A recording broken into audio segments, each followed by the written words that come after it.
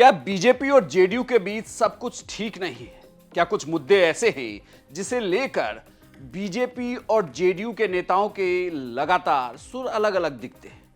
क्या चुनाव से पहले ये घमासान पूरा खेल खराब कर देगा? नमस्कार, प्रणाम, बिहार तक देख रहे हैं आप। मैं हूं आपके साथ इंद्र मोहन। दरअसल अभी हाल के दिनों में बिहार में 3 मुद्दे ऐसे सामने आए जिसे लेकर बीजेपी और जेडीयू के सुर अलग अलग सुनाई देते हैं।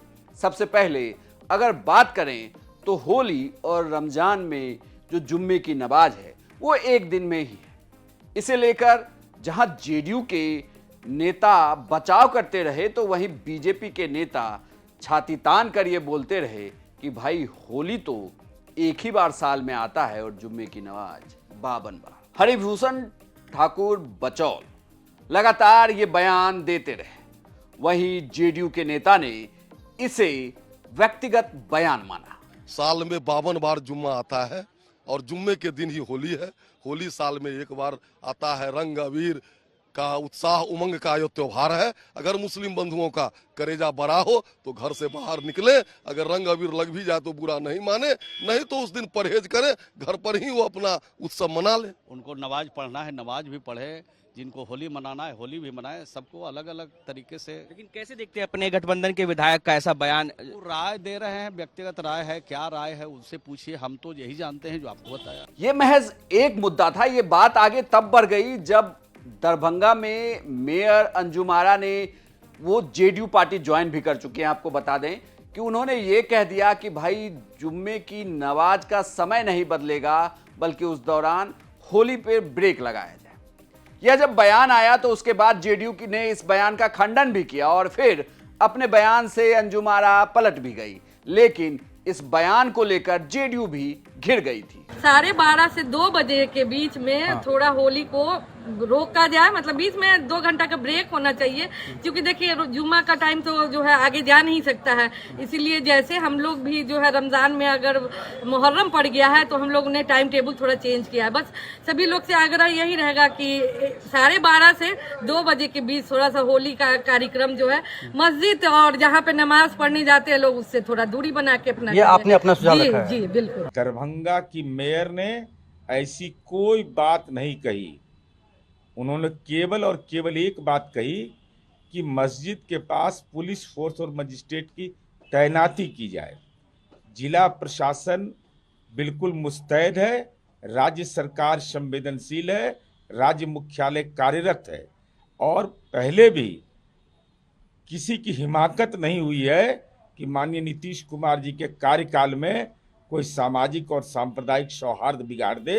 अब इस मुद्दे को छोड़ दूसरे मुद्दे पर जाते हैं जहां जेडीयू और बीजेपी की आपस में बन नहीं रही। वो है कई बाबाओं और धर्मगुरुओं का बिहार में लगातार प्रवचन या यूं कहें कि आगमन। बाबा बागेश्वर वाले पंडित धीरेन्द्र शास्त्री बिहार में उन्होंने लगातार प्रवचन किया। इस दौरान उन्होंने भारत को हिंदू राष्ट्र बनाने को लेकर लगातार अपनी बात रखी।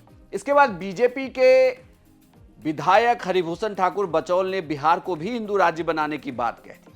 लेकिन बाबाओं की इस यात्रा से जेडीयू जरूर परेशान दिखी, या यूं कहें कि बीजेपी के नेताओं के सुर उनसे अलग दिखे।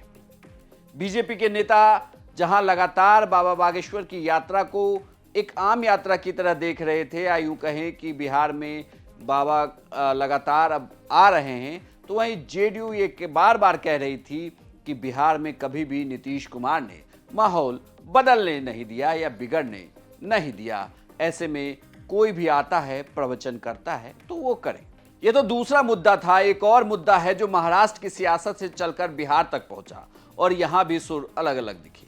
दरअसल औरंगजेब के मुद्दे पर जेडीयू के एमएलसी खालिद अनवर ने एक बयान दे दिया। उन्होंने औरंगजेब का समर्थन कर दिया, जिसके बाद बीजेपी के नेताओं के सुर यहां भी बदले।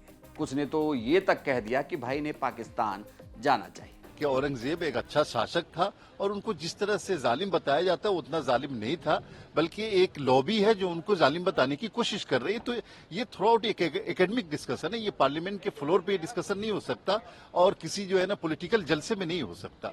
तो एकेडमिक डिस्कशन को एकेडमिक रहना देना चाहिए।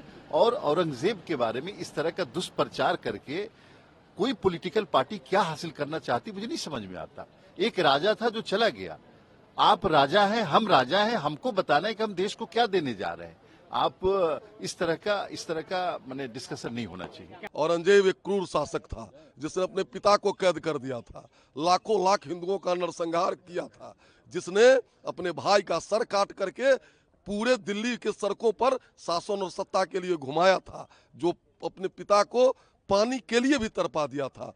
ऐसे क्रूर शासक का गुणगान करने वाले का भारत में कोई स्थान नहीं है। बिहार में भी अगर ऐसे मानसिकता के लोग हैं तो पाकिस्तान चले जाएं, पाताल में चले जाएं, उन पर कठोर से कठोर कार्रवाई बिहार के शासन द्वारा भी होना चाहिए। ऐसे कई मुद्दे हैं जिसे लेकर लगता है कि बीजेपी और जेडीयू के बीच सब कुछ ठीक नहीं, लेकिन वहीं एनडीए की लगातार बैठक चल रही है, कई जिलों में कार्यक्रम भी रखे गए हैं और यह भी तय माना जा रहा है कि जिस तरीके से नीतीश कुमार चाहे वो विधानसभा में बोलें या विधान परिषद में, वो बार बार बोलते हैं कि बहुत इधर उधर हो गया, अब कहीं जाएंगे नहीं, इधर ही रहेंगे और विकास का कार्य करते रहेंगे। कितना ज्यादा महिलाओं के लिए हम लोगों ने काम किया।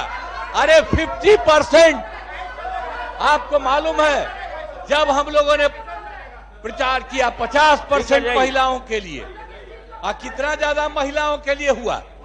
ये सब कोई महिला को किया था, कहीं पढ़ाता था। अरे कुछ 5वीं क्लास तक हल्का फुल्का आती थी, उसके बाद नहीं। आज आप जानते हैं कि महिलाएं कितना आगे हैं। अपमानित हुआ। अरे चली गई हो, अरे इन लोगों के चक्कर में चली गई हो तो कुछ नहीं जानती हो, पूरी बात जानिए। ये सारा का सारा काम कराया गया है।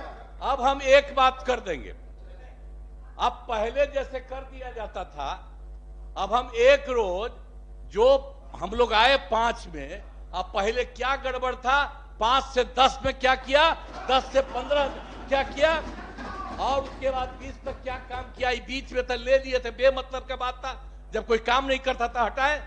अब हम लोग जिनके साथ थे वो सब दिन के लिए साथ रहेंगे, कभी इधर उधर नहीं जाएंगे। इन तकरारों से तो साफ है कि बीजेपी और जेडीयू के बीच जब सीट शेयरिंग की बात होगी या एक टेबल पर बैठकर नेता जब चुनाव की बात करेंगे तो ये जरूर बात करेंगे कि इन मुद्दों पर आगे बढ़ा जाए, या इसे दूसरी तरफ से राजनीतिक जानकार ये मानते हैं कि अब जेडीयू का भी बीजेपीकरण हो रहा है, यानी कि नीतीश कुमार ने बीजेपी के मुद्दों को अपना लिया है, तभी उन्होंने अभी तक इन मुद्दों पर कोई भी कभी भी खुलकर बात नहीं की, जबकि इससे पहले नीतीश कुमार हिंदू मुस्लिम के मुद्दे पर ठीक सामने आते थे और अपना पक्ष रखते थे। आपको यह जानकारी कैसी लगी हमें कमेंट बॉक्स में लिखकर जरूर बताइएगा और बिहार की तमाम खबरों के लिए देखते रहिए सिर्फ बिहार तक।